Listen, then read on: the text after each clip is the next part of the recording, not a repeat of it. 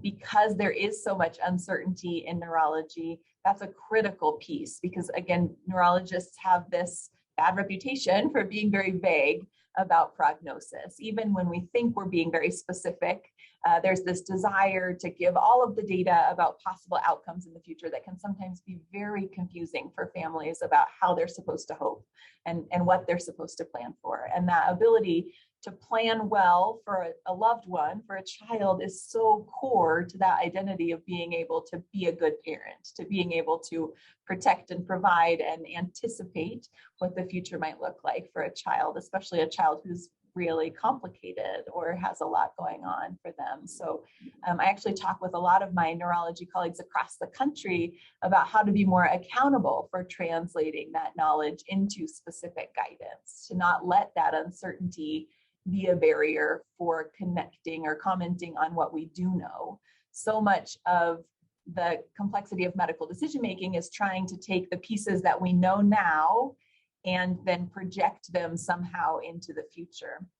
And that's a really hard job. We all wish that we were better at that job, that we could be more specific in our sense of what might come. But I think that the piece about navigating the uncertainty is just trying to break it down into those milestones for the neurologist as well as for the family. So to say, our paths might diverge like this, and there's possibility that we'd end up over here and possibility that we'd end up over here.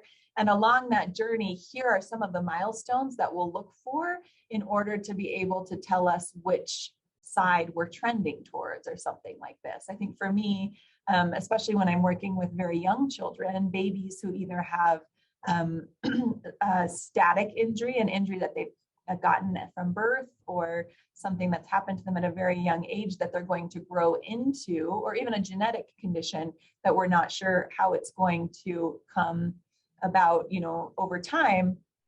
I talk a lot about the milestone of being able to have upright posture. So whether that's just being able to sit independently or even be able to stand independently on legs, it might be very delayed or it might not happen at all, but that's a big milestone in terms of that respiratory health piece of being able to take those nice deep breaths, have gravity work for you, not against you, in terms of protecting the airway. And so that's a big one as I'm talking with families. And even for children who are older who then lose skills, that's another place that milestone comes up, because once someone then is no longer able to hold themselves upright or to be able to bear weight on their own, that can then be the milestone for additional complications that are going to come further. So a lot of it is, I lump it under the heading of building prognostic awareness, which is a fancy medical way of just talking about the insight that someone has about what's going on now and what might happen in the future. And part of that to me is knowledge, the piece that we can just cognitively talk about.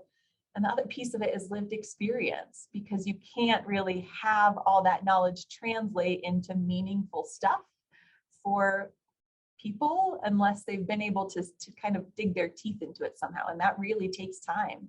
Some people are able to get that prognostic awareness piece developed early on because of prior experiences that they've had or ways that they've seen a complication come about already.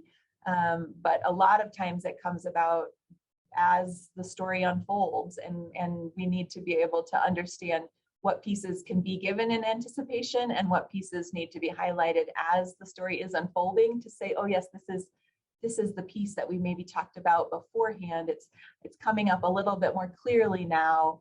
This is what I'm seeing happen. And it's really all of that anticipatory and ongoing discussion in terms of helping families navigate the uncertainty and be able to break it down in a meaningful way over time.